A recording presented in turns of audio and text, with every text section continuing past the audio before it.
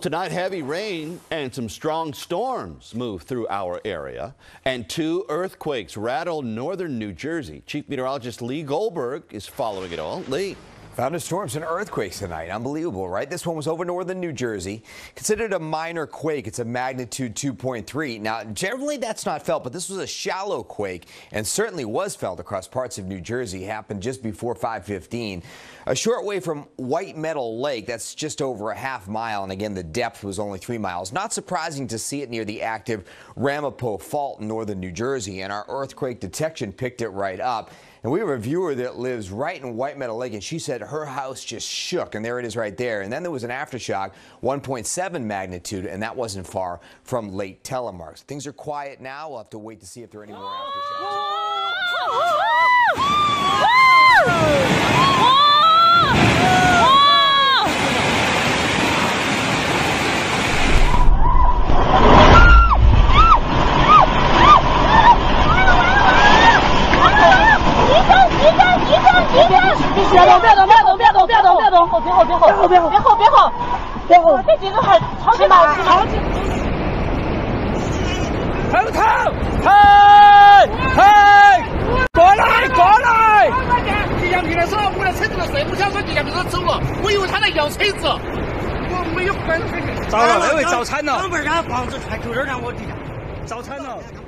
This morning, at least 21 people are dead after a powerful 6.6 magnitude earthquake in southwestern China. The quake hit around 1 p.m. local time today. The shaking triggered landslides and damaged homes, and it also knocked out power during the worst heat wave the area has seen in 60 years. Overnight, deadly violence in Baghdad. A culmination of the long-running power struggle between rival Shiite groups and political tension as Iraq's leaders remain deadlocked on forming a government.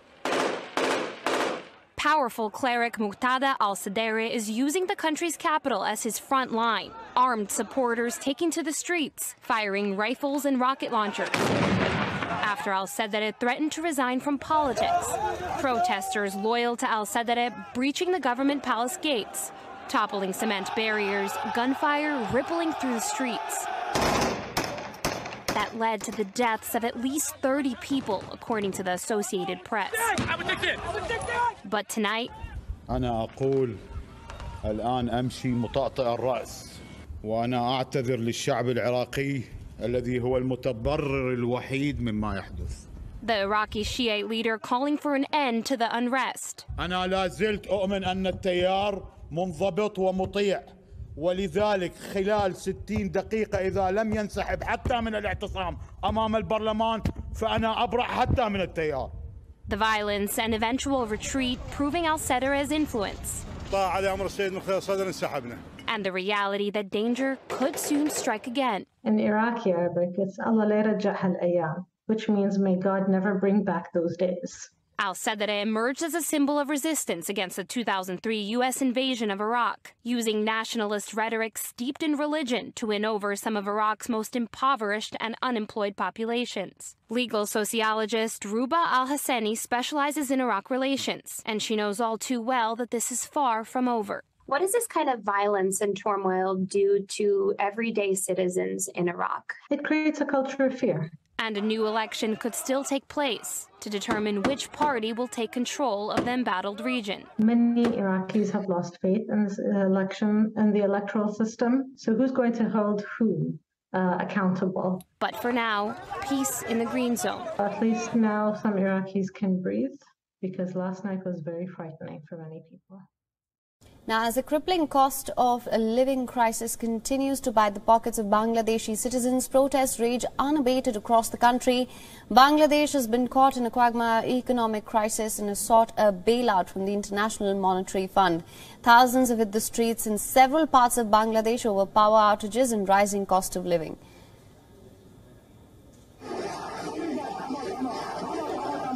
Protests continued for a third day in a row. Thousands of protesters broke through a police cordon in the city, sloganeering against the current government and its alleged economic mismanagement.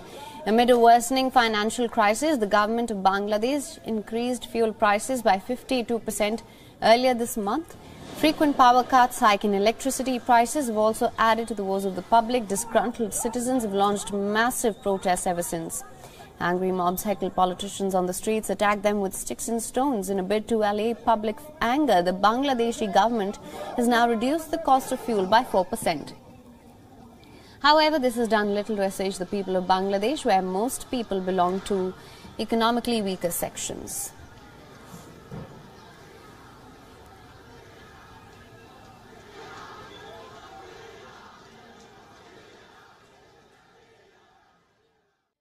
Winter is fast approaching, and as energy prices continue to increase across Europe, so do the protests. From the Czech Republic, where tens of thousands took to the streets calling for an end to NATO membership, to Germany, where activists tried to block the entrance of a weapons plant in protest at their government's lethal support for Ukraine.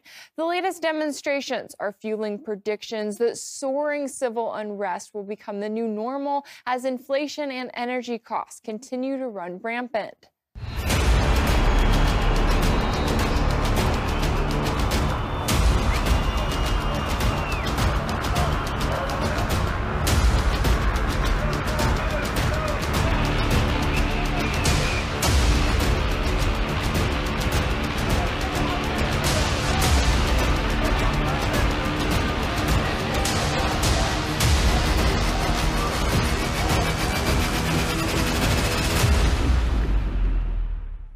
The estimated 70,000 protesters in Prague took it a step further, calling for their government to put the Czech Republic first and to stop blindly pledging their membership to the EU and NATO when they argue it's not in the best interest of the people in their country. In the past, the Czech Republic has relied on Russia for nearly all of its natural gas supplies. But now that it's following in the footsteps of its EU neighbors by turning its back on Moscow's resources, energy prices have soared, and inflation in the country is expected to hit 20% by the end of the year. While the nation's prime minister condemned the protesters, claiming they were pro-Russian and against the interest of the Czech Republic, the individuals who took to the streets argued it was because of their fight for their country that they want military neutrality and direct talks with Russia on energy supplies. They accused the current Czech government of putting Ukraine first, with one banner reading, "The best for Ukrainians and 2 sweaters for us." So is this a sign of what's to come? And how likely are soaring costs to fuel unrest across Europe this winter? Well, some analysts are now warning it's more likely than ever, especially in countries like Germany, where inflation is nearly at 50-year highs, and the inflation relief package just passed by the German government is seen as a temporary answer to a serious long-term problem. The Czech Republic experienced a Saturday that could still be in store for Germany. Tens of thousands of people demonstrated in Prague against rising energy prices and the Czech government. Right-wing extremist parties and the far-left Communist Party had mutually called for the rally. That problem is so massive that it stands to bring opposing parties together, which is exactly what has happened in the Czech Republic, where common frustration with the government and its policies has made it possible to overcome differences of opinion from right-wing to left. And in the UK, reports say police are already bracing for a long winter of civil unrest as their strategy for the coming months centers around how to respond to the rising crime they are predicting as they fear economic turmoil will be on the rise. Drawn up with input from the National Police Chiefs Council, the document goes on to say that a more complex and unpredictable risk is the chance of greater civil unrest as a response to prolonged and painful economic pressure.